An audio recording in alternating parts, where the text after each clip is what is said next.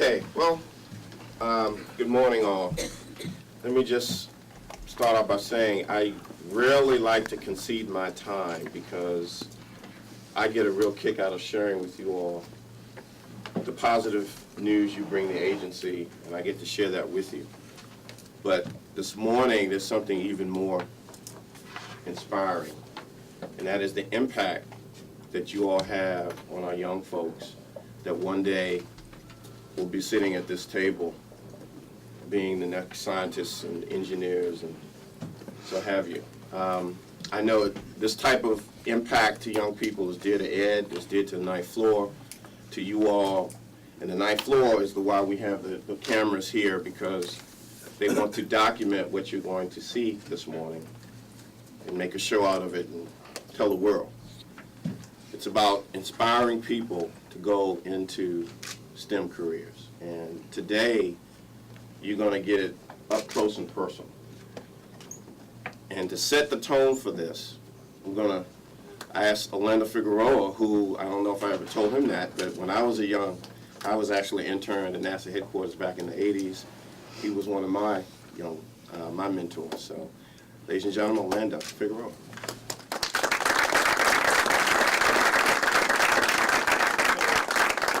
Don't worry, I'm really not here to talk about myself. I'll do that. You'll do that. I'm really here to acknowledge a dear friend and mentor of mine. And it's all along the lines of inspiration and how we can touch and impact the lives of others. In sharing, I'm sure very often you see Ed just barking up and down the halls. But there's another part of Ed that sometimes is missed or forgotten. And it deals with his commitment and passion to education and the youth. In sharing some of his stories with Debbie, in fact, we're reminiscing of the time when Ed helped turn a lot of the Hubble images into Braille to share it with the blind. And it was impactful to many of us how Ed not only gave a copy to each of them, but he spoke to every single kid in the room. Not the group, not this, he would go around and do this. Now the story I'm going to just introduce is tops that in a big way, and I thought it would be important to share it with all of you. And many of you remember, and if you don't, go back and revisit the story, because it was one of the biggest embarrassments in the history of the agency when we launched Hubble. Ed was the program scientist, and the problem with the spherical aberration we just couldn't see became the joke of the world when people would say, if you can read this, you're not looking through Hubble. These are just bumper stickers. And so Ed became the face of that failure in the eyes of the world. CNN, you name it, every program, it was the face of Ed who would speak about this huge embarrassment. And shortly after, about the commitment to go get it fixed. So in '93, when it was finally fixed, it was Ed once again the face of Hubble. Now there's one thing he said that turned the life around for someone that has become very special to me, and I know it is to him. And so what happened was that he was speaking in CNN, which is, CNN in Spanish is also, and in English throughout the world, and it's watched by huge audiences. And one of the things he said, he spoke of the promise of Hubble and how it would actually change history and the course of science and our view of the universe, change it forever. And he ended by stating that the most important role was to inspire the next generation of explorers. He didn't call them explorers at the time, but he was speaking to how much it would mean to the children of the world to open their eyes to new knowledge. Little did he know that this young girl in a very poor town outside of Mexico was watching. And this little girl, when she saw the email address on the bottom and the information about how to get in contact with NASA, went out of her way and enrolled her sister to help her write a letter in broken English to Ed. No expectations, she just sent this letter. Well, Ed responded, to her surprise and that of her family and mother. Now, I invited her to be here because I couldn't do justice by me telling that story. This is Carolina, and she will tell you how from 13-year-old, from that moment, her life was turned into ways that she never imagined. Now, I'll tell you, relax. I'll tell you this. How did I get involved in this? Because when I was here at headquarters, Ed quite often would come and show me the letters, and I would help him translate some of them. And it made an impact. So I also became a pen pal in indirect ways. So Carolina, if you don't mind sharing your story. Thank you. It's an honor to be here, and I'm sorry if I'm too emotional, but I'm so excited. And if tears come out, I'm sorry too. I remember when I saw him for the first time in TV, and he was talking about the Hubble, but something that impacted me was the way that he was worried about kids. And when he said that he wanted the kids and young people to be impacted and continue studying in science and technology, I was thinking, okay, someone is worried about us too. So I saw his name, and I just asked my sister to help me to write a letter to tell him how I wanted to study something in space, because since I was 6 years old, I wanted to study something in space. So I wrote him a letter, and to be honest, I never expect to get back an answer, because when you said I want to work for NASA when you're young, all people say, oh yeah, you're dreaming. So when I saw his letter, when it came to my house and I saw it, I just started crying. I couldn't believe it, really. And I opened the letter and I just read some inspirational words and some motivational. Sorry. He said something that if you work hard, you will reach your dream one day. I know you can remember. So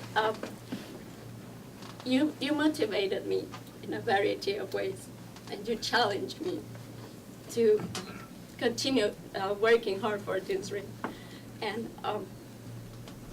I just remember reading this letter, sometimes looking at the stars, and just keeping thinking, okay, you have to work hard to reach that one day.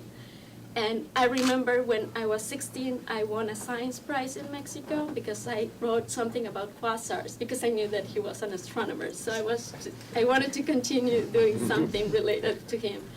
And I just got a scholarship to come here and study English for a little time. And I just wrote him an email, and he called me the following day. I have to be honest, I couldn't speak English that much, so he tried to speak to me in his French words because it's similar to Spanish.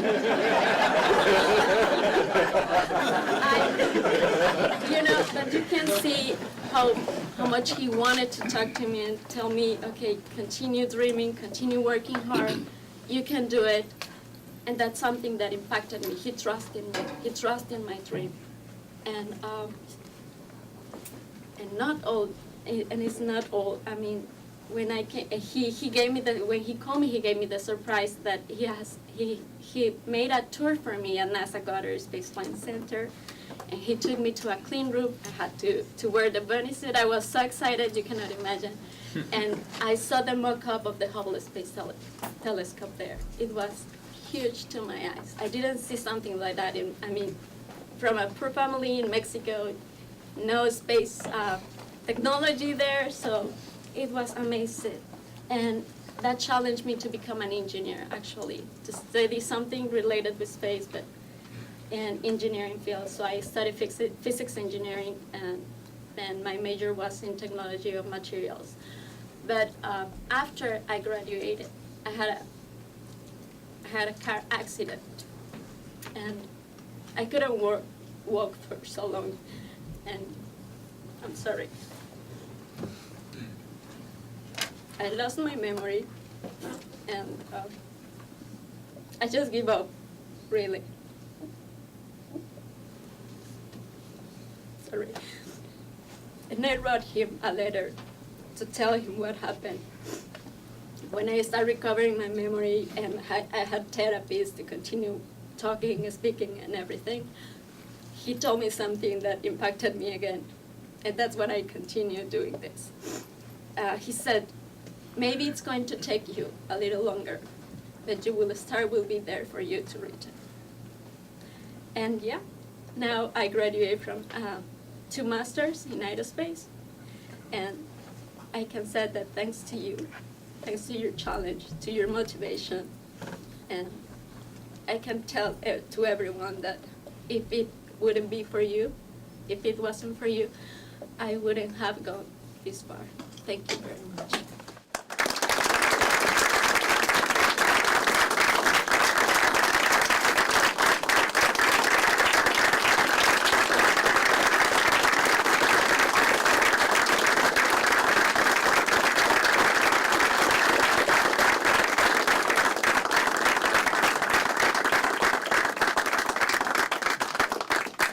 You're gonna come here and then we'll go out for the interview. I found out about this yesterday. This is not a setup, guys, so. Carolina told the story, you know, best obviously, but I'm not gonna try to add to it.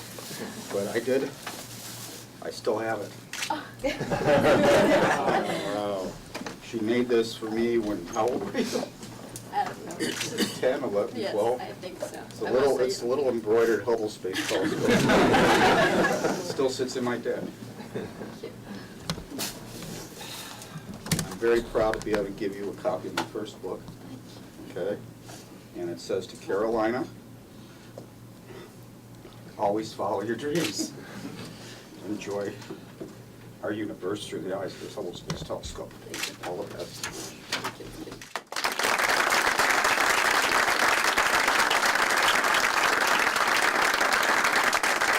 I wasn't the sole reason, she was. All right, but it is nice to see that what we do here, which on a daily basis isn't much fun, dealing with the government, dealing with all the elements we have to deal with to get things done.